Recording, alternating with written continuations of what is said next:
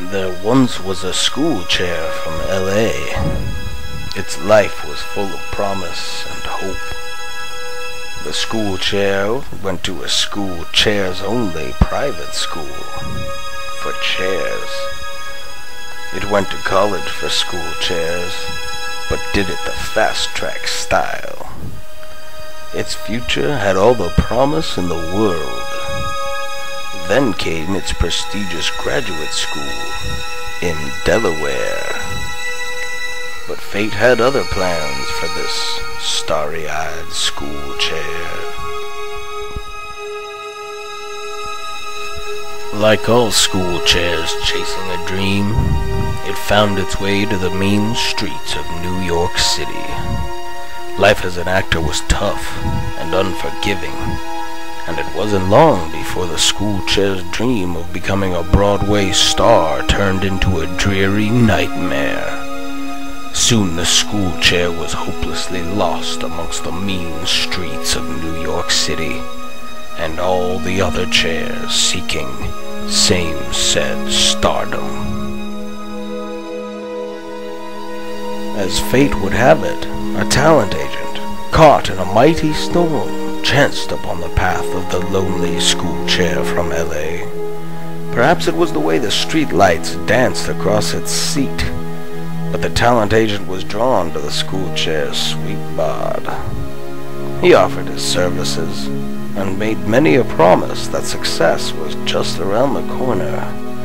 After a smooth conversation, he convinced the school chair to accompany him back to his apartment for some mac and cheese. Hesitantly, the school chair agreed, if only to escape the mean streets of New York City. The school chair from L.A. was excited and a little nervous. The school chair knew it was dangerous to go home with strangers, but the talent agent seemed nice enough. Ooh, and that mac and cheese. Good solid sustenance was just what the doctor ordered. It seemed as though the tides had finally changed. This could be the school chair's lucky day.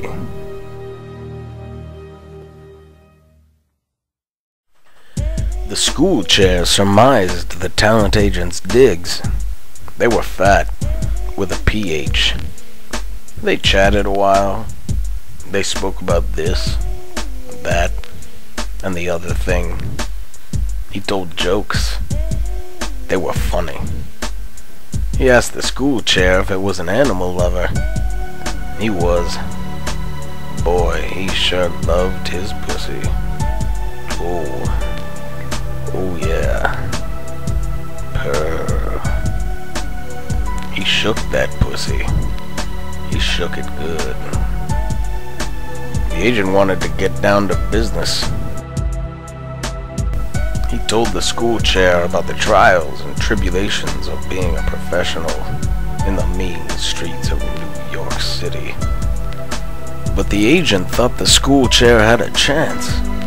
It had grit, attitude, and an edge he'd never seen in all his years. Plus, he observed the school chair didn't drink, so that was a good thing. He drank. Oh boy, did he ever. Drink, that is. He wanted to change the mood, so he asked the school chair if it liked scented candles. He did. Oh boy, did he ever. Grape, that is. That's right. He said grape. Something in the air smelled foul and grapish. The school chair's legs began to quiver. Because of the school chair's observational training in Delaware, it realized that the mac and cheese was no longer an option. The agent began to stroke the school chair's back, caressed its smooth seat, and observed its perfectly aged wood. Perhaps it was the innocent curves. Perhaps it was the grape. Perhaps it was the curse of the Old English. 40 ounces, that is. Oh boy. But all the talk of wood made the agent invite an unexpected guest to this couch party. He called it the Irish Asp. St. Patrick had forgotten to chase that bad boy off the island. The agent's tone changed, like the howling winds of the storm outside. Out of fear, the school chair bit down on the agent's gnarly branch. The agent ripped the chair off his vexed viper and knocked the school chair's teeth right down its own throat. He flipped the school chair around and gave it this, that, and the other thing. He was gonna show that dirty chair just how mean the streets of New York City could be.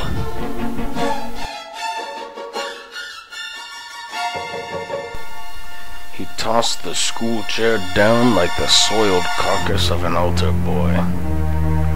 Go to sleep, he said. I'll find you some fucking work first thing in the morning.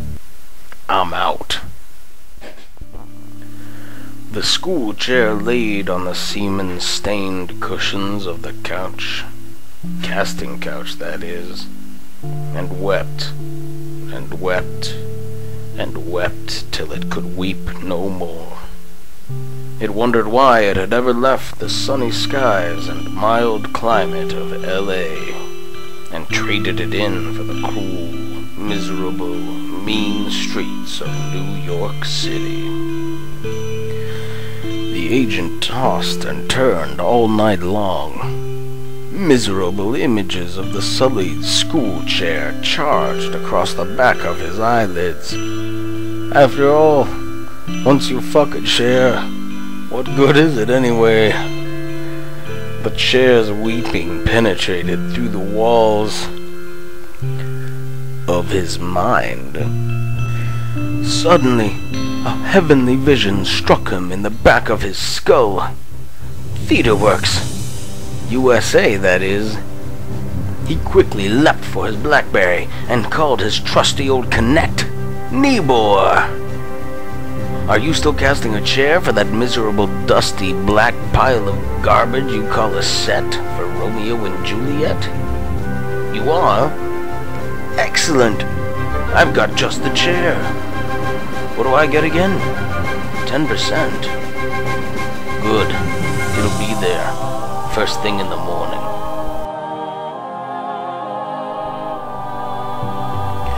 Listen, chair. I got you a gig. It'll be slightly miserable.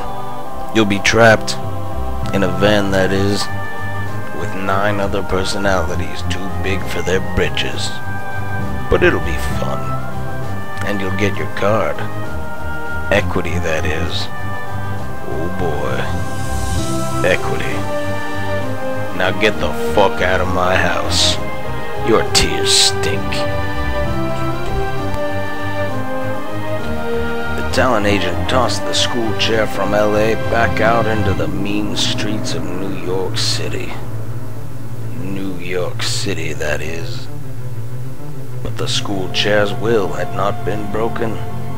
It thought to itself, well, at least there's tomorrow.